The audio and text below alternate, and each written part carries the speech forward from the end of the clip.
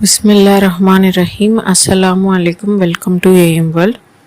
இன்றைக்கி நம்ம வாழ்க்கையில் எல்லா விதமான கதவுகளும் நமக்கு அடைச்சிருக்கும்.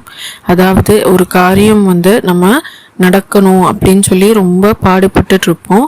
அதுக்காக புது புது வழிகள் கண்டுபிடிச்சி நம்ம போனால் கூட அது தடங்களில் போய் முடியும், இல்லை அது தோல்வியில் போய் முடியும். அப்படி இருக்கக்கூடியவங்களுக்கான ஒரு சிறப்பான துவாவை தான் நம்ம பார்க்க போகிறோம். இந்த துவாவுக்கான ஒரு கதை இருக்குது. அது என்ன அப்படின்னு பார்த்தீங்கன்னா, சூரா அல் காஃபில் பார்த்தீங்க அப்படின்னா, அதாவது கொடூரர்கள் மட்டுமே வாழக்கூடிய ஒரு காலகட்டத்தில் தௌஹீதோட ஒழுக்கமாக வாழணும் அப்படின்னு சில ஒரு 4-5 இளைஞர்கள் அந்த காலத்தில் இருப்பாங்க. அப்போ என்ன ஆகுது அப்படின்னு பார்த்தீங்கன்னா, அந்த நாட்டுடைய ராஜாவே இவங்களை கொல்லணும். அது எப்படி நான் இருக்கும் பொழுது அவங்க என்னை விட்டுட்டு அல்லாஹ்னு யாரையோ ஒருத்தரை வழிபடணும், தான் நினைக்கிறது தான் நேர் வழி அப்படின்னு சொல்லி அவங்க பாட்டில் பின்பற்றலாம் அப்படின்னு சொல்லி அவங்கள தேடி கொல்லணும் அப்படிங்கிற அளவுக்கு அந்த இளைஞர்கள் மேலே கோபமாக இருக்கான். அப்பேற்பட்ட ஒரு மிகவும் சிக்கலான காலகட்டம். எந்த பக்கம் அவங்க போனாலுமே மரணம் நிச்சயம். அவங்களுக்கு இழிவுபடுத்தி என்ன நீங்கள் தான் புதுசாக ஏதோ மார்க்கம் கண்டுபிடிச்சிட்ட மாதிரியும், என்ன நீங்கள் தான் ரொம்ப ஒழுக்கமாக இருக்கிற மாதிரியும், அடுத்தவங்கெல்லாம் ஏதோ வாழ தெரியாமல் வாழ்கிற மாதிரி பண்ணுறீங்க அப்படின்னு சொல்லி அவங்கள துரத்தி நிறைய பேர் அடித்தாங்க. அது மட்டும் இல்லாமல் அந்த இளைஞர்கள் பார்க்கறது எல்லாமே ஹராமாகவே இருந்தது. அவங்கள சுற்றி எல்லாருமே ஹராமாக மட்டுமே செஞ்சு வாழ்ந்துட்டு இருந்தாங்க. அப்போ அவங்க ரொம்ப கஷ்டப்படுறாங்க.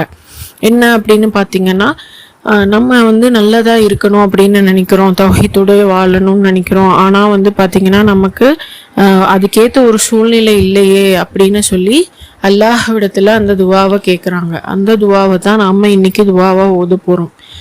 இந்த துவாவினுடைய அதனுடைய அர்த்தத்தை நம்ம கேட்டாதான் இந்த முழு கதையும் நமக்கு புரியும். இப்போ அவர்கள் என்ன துவா கேட்குறாங்க அப்படின்னு பார்த்தீங்கன்னா, ரப்பனா ஆத்தினா மின்லதுன்க ரஹமத்தவ் வஹய்யிலனா மின் அம்ரினா ரஷதா. இதனுடைய பொருள், எங்கள் இறைவா, நீ உன்னிடமிருந்து எங்களுக்கு ரஹமத்தை அருள் புரிவாயாக. இன்னும் நீ எங்களுக்காக எங்கள் காரியத்தை பலனுள்ளதாக சீர்திருத்தி தருவாயாக அப்படின்னு பொருள். இதில் பார்த்தீங்க அப்படின்னா, அல்லாஹ் சுபஹானா தாலா எல்லாருக்குமே ரஹமானவன் ரஹீமானவன் தான். தன்னுடைய ரஹமத்தால தான் அல்லாஹ் ஒரு காஃபிற்கு கூட உணவளிக்கிறான்.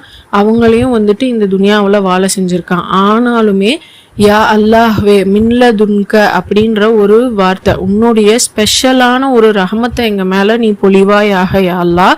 அதனால் நாங்கள் தௌஹீதுடையவர்களோடு சேர்ந்து வாழலாம், நல்ல ஒரு சூழ்நிலையில் நாங்கள் வாழணும் அப்படின்னு நாங்கள் ஆசைப்படுறோம். அதனால் நாங்கள் இந்த குகைக்குள்ளே போகிறோம் அப்படின்னு சொல்லிட்டு அவங்க ஊருக்கு ஒதுக்குப்புறமாக இருக்கக்கூடிய ஒரு குகையில் போய் இருந்து இந்த துவாவையும் அவங்க கேட்குறாங்க. அப்படி என்ன ஆகுது அப்படின்னு பார்த்தீங்கன்னா, அவங்க இந்த துவாவெல்லாம் கேட்டு முடிச்சுட்டு அவங்க தூங்குறாங்க. தூங்கின உடனே அவங்க பார்த்தீங்கன்னா கிட்டத்தட்ட 300 வருஷங்கள் தூங்கிடுறாங்க. அந்த கதை நம்ம எல்லாருக்குமே தெரியும். அவங்க 300 வருஷங்கள் கழித்து எந்திரிச்சு பார்க்கும் பொழுது பார்த்தீங்கன்னா அந்த ஊர் எல்லாமே மாற்றப்பட்டு, அதாவது அந்த காலகட்டத்தில் இருந்த கொடூரர்கள், அந்த அரசர்கள் எல்லாமே மாறப்பட்டு அப்போ அவங்க எந்திரிக்கிற அந்த நாடு, அந்த ஊர் பார்த்தீங்கன்னா முஸ்லீம்களுடைய ஆட்சியில் நல்லடியார்கள் வாழக்கூடிய ஒரு இடத்துல அவங்க போய் சேர்ந்துக்கிறாங்க.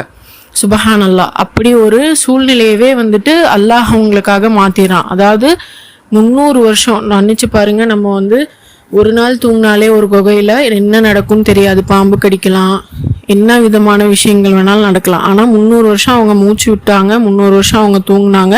ஆனால் அவங்க ஏதோ ஒரு நாள் தூங்கி எந்திரிச்ச மாதிரி இருக்கு, அதுக்குள்ள 300 வருஷம் ஆயிடுச்சா அப்படின்னு சொல்லி அவங்க ஆச்சரியப்படுறாங்க. அதுக்கப்புறம் நல்லவர்களோட அவங்க வாழ்றாங்க. இதுதான் அந்த கதை, நமக்கு தெரியும் இல்லையா? இன்ஷா அல்லாஹ் இந்த மாதிரி தான் நம்ம அல்லாஹ்வின் மீது மிகவும் ஒரு நம்பிக்கையோட இந்த துவாவை நம்ம கேட்கும் பொழுது, அதாவது இப்போ இருக்கக்கூடிய காலகட்டமும் பார்த்தீங்கன்னா முஸ்லீம்களுக்கு ரொம்பவும் சோதனையான ஒரு காலமாக இருக்குது.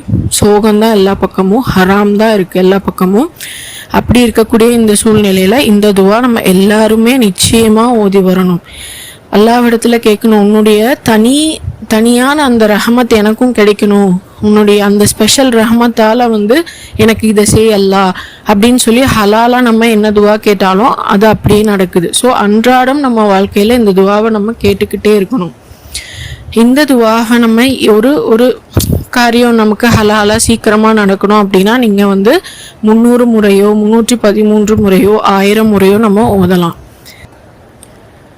நம்ம அன்றாடம் வந்து 5 வேளை தொழுகக்கூடிய நேரத்துலையும் வந்து ஒவ்வொரு முறையோ 10 முறையோவும் இந்த துவாக நம்ம ஓதலாம். அதாவது ரப்பனா ஆத்தினா மின்லதுன்க ரஹமத்தோ வஹையிலனா மின் அம்ரினா ரஷதா.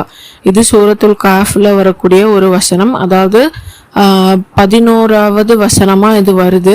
இதில் இந்த வசனத்துடைய அர்த்தத்தையும் நம்ம பார்த்தோம். இதை நம்ம அன்றாடம் நம்முடைய வாழ்க்கையில் ஓதி வரும்போது மிக மிக விரைவில் பார்த்தீங்க அப்படின்னா நம்மளுக்கு ஏதாவது ஒரு வழி திறக்கப்பட்டு நமக்கு அல்லாஹ் வந்துட்டு அந்த சூழ்நிலையிலேருந்து நம்மளுக்கு காப்பாற்றுறான். இல்லை நம்மளுடைய சூழ்நிலை எல்லாமே மோசமாக இருக்குது, கடினமாக இருக்குது அப்படின்னாலும் அல்லாஹ் அதுலேருந்து நம்மளை வெளியேற்றுறான்.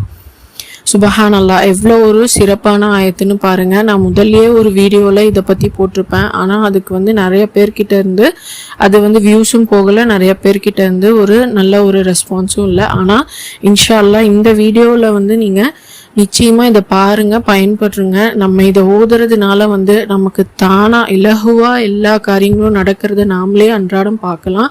இன்ஷா அல்லாஹ் இந்த துவாவை நம்ம எல்லாரும் ஓதி பயன்பெறலாம். அஸ்ஸலாமு அலைக்கும். இன்னொரு வீடியோவில் பார்க்கலாம்.